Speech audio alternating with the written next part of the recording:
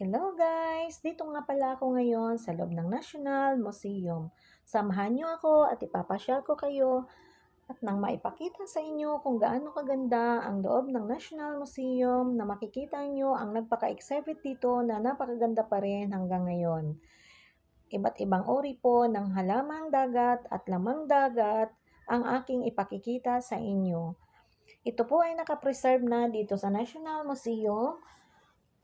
Makikita nyo naman kung gaano pa rin kaganda. Kung ikaw ay taga Maynila, pwede ka pong pumunta dito. Libreng-libre lang ang inyong pagpasok dito. Wala po kayong babayaran. Magdala lang po kayo ng ID para sa registration bago pumasok sa loob ng National Museum. At siguradong mag-i-enjoy ang inyong mga kids kasama ng inyong mga barkada, lalo na ang mga estudyante ngayon na kailangan nilang makita ang totoong nilalaman ng loob ng National Museum para sa mga history. Kung tayong mga taga-probinsya ay nakikita natin ito, malamang ang ating anak hindi. Ito nga pala si Lulong, yung nakitang crocodile, na pinakamalaking crocodile ng ating bansa, ay nakita ito siya sa Agusan, Mars. Dito din po siya naka-exhibit at makikita nyo kung gaano kabuhay ang kanyang kulay.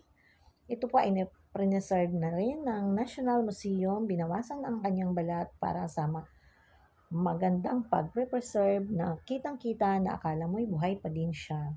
Ang kanyang mga buto ay nasa ibaba. Doon nyo makikita sa first floor. Siya po ay naka-exhibit doon. At makikita nyo na napakaayos pa rin ng kanyang mga buto. Ito naman po yung mga iba't ibang uri ng kahoy at ibang uri ng hayop.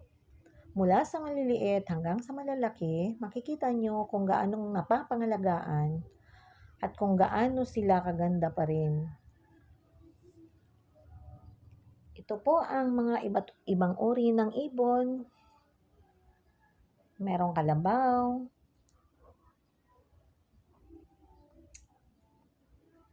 Basta kung ikaw taga rito sa Maynila, go na mga Markoy.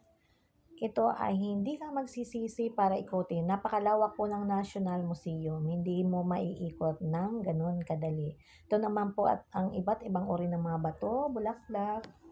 At dito mo rin makikita yung ibang mga ibon na naka-exhibit na. Meron part dito na po pwede mo lang mabidyohan, pero dapat ay magpapaalam po kayo sa mga staff kung sila po ay papayag. May area naman po na picture lang ang allow, pero bawal din po yung may flash. Napakarami